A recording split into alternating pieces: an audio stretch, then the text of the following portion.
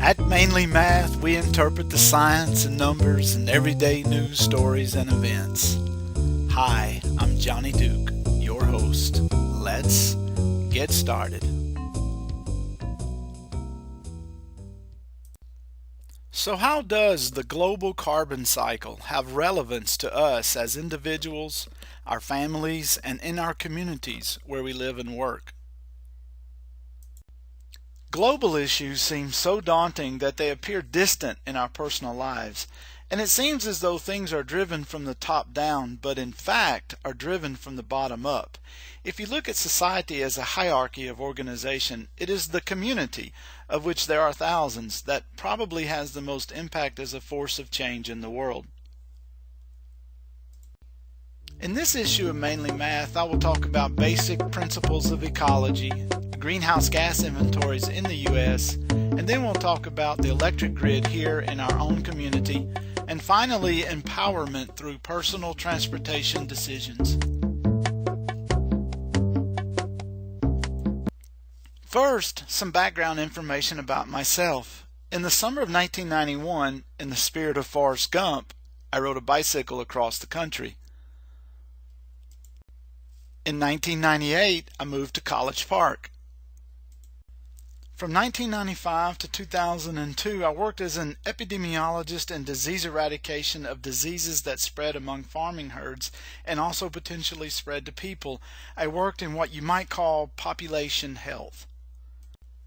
In 2001, I was sent to the United Kingdom by the U.S. Department of Agriculture to help eradicate a fast-spreading viral disease in sheep herds. In 2006, we had wiped out enough disease that I had put myself out of a job, and so I went to Minnesota for 3 years and I studied ecology and hydrology. But as early as 1990, I had been saying, no, it's not CO, it's CO2. And what I meant by that is that we had already solved the ground level smog problem by putting catalytic converters on our car's exhaust system, but we weren't addressing the issue of excessive fossil fuel consumption. And for full disclosure, I do believe that climate change is arguably the biggest challenge facing humanity today.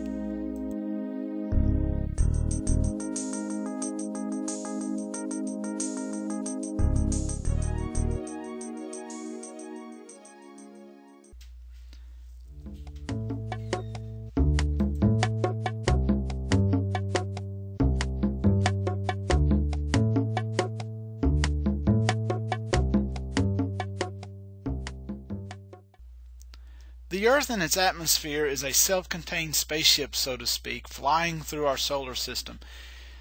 It's an amazing system known collectively as the biosphere. Solar radiation can penetrate the atmosphere and can also be reflected back into space, or, if used for energy, can escape back into space as heat.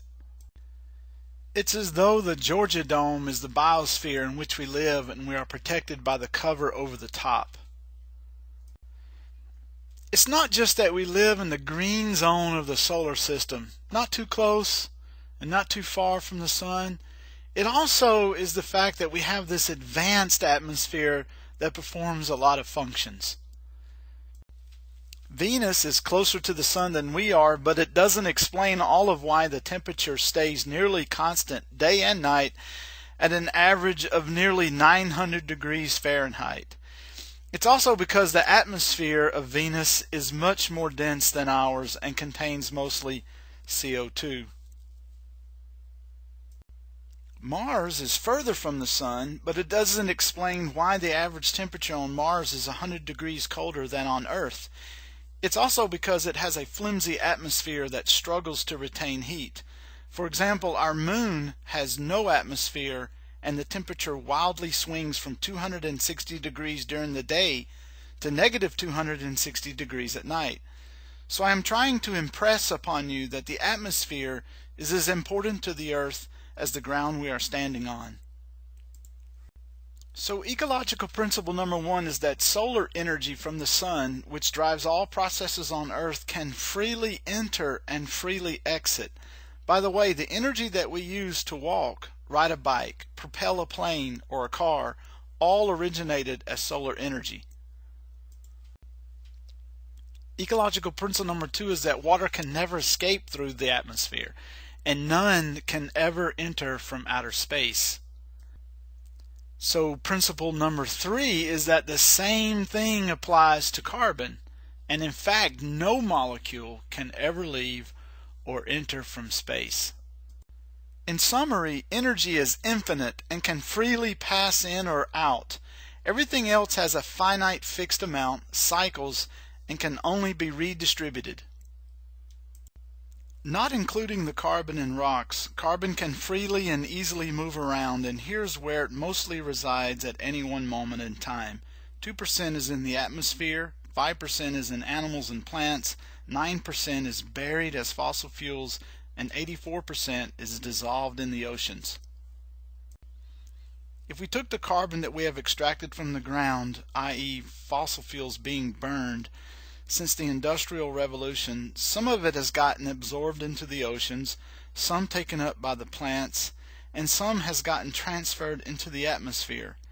We are basically using the atmosphere as a dumping ground.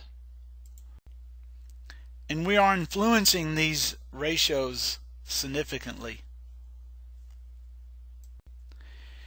Ecological principle number 4 is that water can store huge amounts of heat.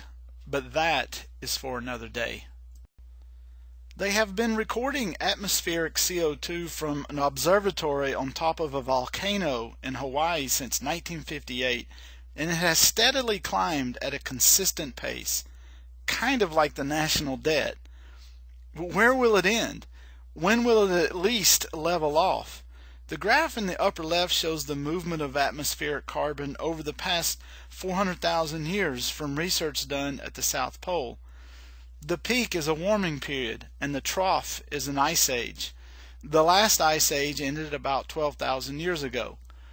I pinpoint when Mount St. Helens blew its top in 1980, just to show that it really had no impact on this steady upward trend. And in 2015, we passed the 400 parts per million mark.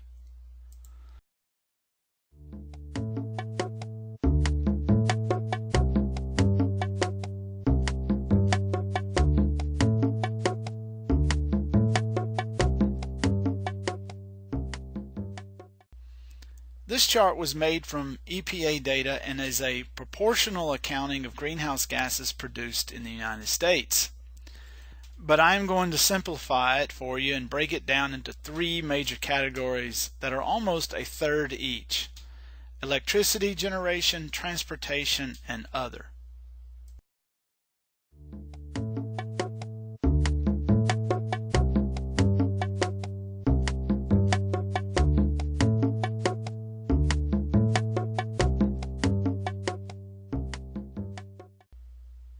Our utility, College Park Power, purchases power from an electric cooperative called the Municipal Electric Authority of Georgia, or MEAG for short.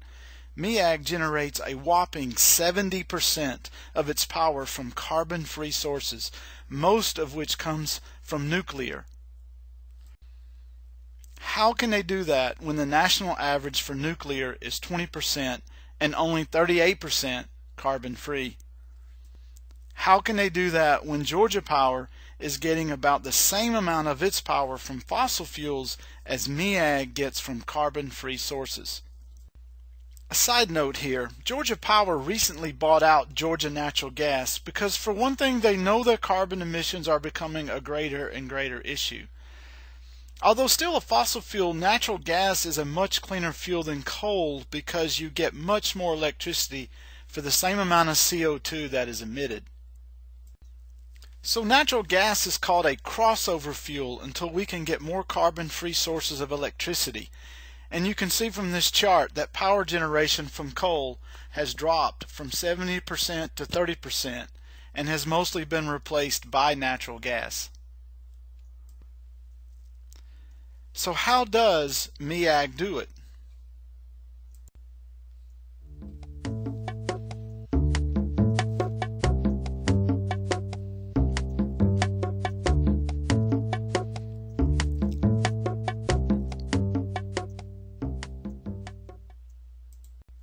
Because nuclear reactors can run almost 24/7, they are the most efficient producer of electricity. I can have a solar field with the same ability to produce the same amount of electricity as a nuclear plant, but only really get half the electricity because it can only produce when the sun is shining. I can get twice as much electricity from the same size nuclear facility as I can from a coal facility.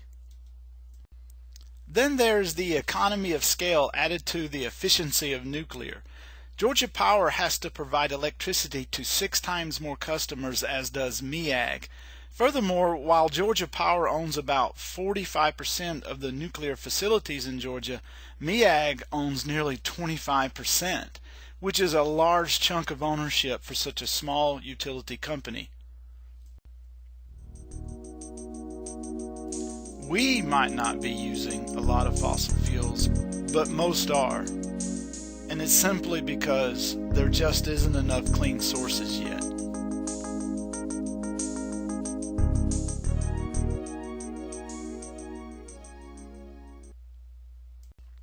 So what are the pros of building units 3 and 4 at Plant Vogtle?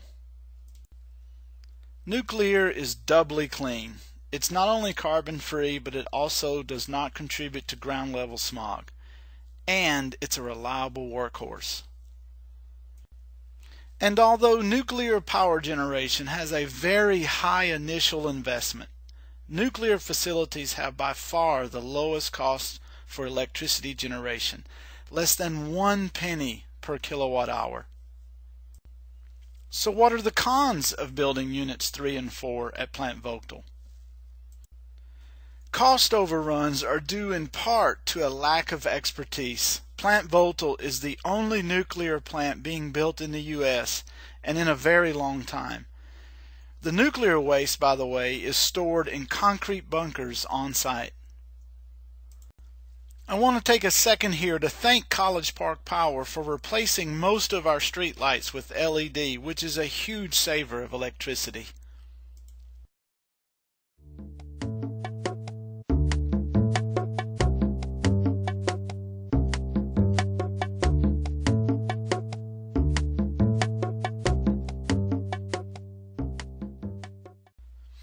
But if you don't think we're moving fast enough to clean energy, there are great incentives to put solar panels on your home.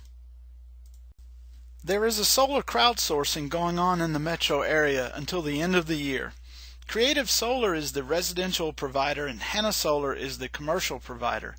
It is currently at Tier 3, and if enough sign up to push the volume of panels into a higher tier, the provider will cut you a check for the price difference for those who had already signed up at a lower tier. The 30% federal tax credit is money taken right off of your tax bill. It is real important that you have an energy efficient home or business first. The more efficient your home or business is, the more it makes sense to put on solar panels. Having gas heat as opposed to electric heat is very important because you have less time for power generation in the winter. Which means that you also need a south-facing roof to capture the winter sun. Without battery storage, you still must be on the grid at night. If you do have batteries, you would also need to have more solar panels so that you generate extra power that could be stored. You can get away with having trees to the north of your home or business and some to the south since the leaves will be gone in the winter, but obviously you want to have panels to be exposed to the sun as much as possible. You would also prefer to have a new roof so that you wouldn't have to remove panels temporarily to replace an old one. These are the things I have done over the years to prepare for the solar panels coming to my house. The easiest one to do first is to replace all of your bulbs with LED. You can get an idea of how efficient you are and what your baseline electricity consumption is without any heating or cooling by using a history of power bills correlated with data from the National Oceanic and Atmospheric Administration called cool degree days for the warm season and heat degree days for the cool season. College Park Power generates a positive cash flow of $5 million by buying wholesale power from MEAG and selling it at retail prices. College Park Power is obligated to buy at least $25 million a year. If you produce more power than you need from solar panels, your meter actually runs backwards.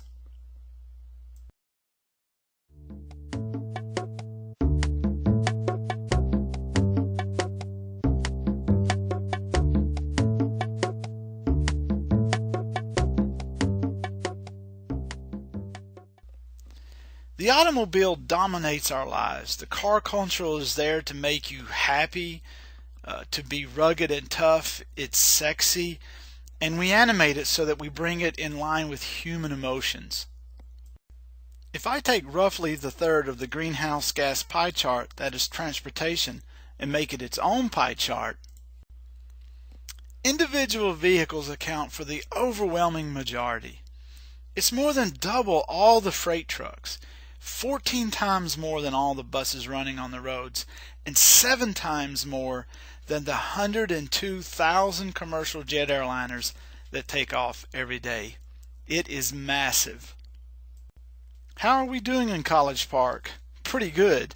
We have a transit station and 6 bus lines running through our city. If you don't know how to read a bus schedule, I can show you how. What I have found out is that many bus lines actually run faster than the train. And here is a map of existing and proposed bicycle paths. We are working on finishing the Brady Trail right now, and it will be completed by mid-November.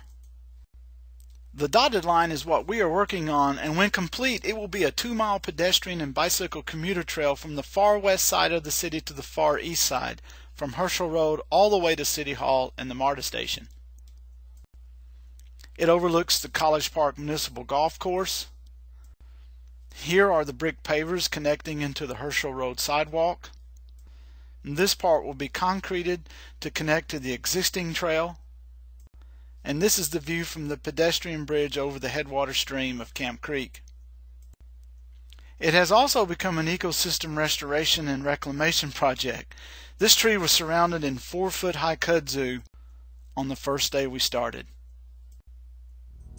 This is the end of this episode of Mainly Math, and I will leave you with this picture of a lake along the Canadian border in Minnesota that I paddled across, and that I skied across, and that I literally slept on top of.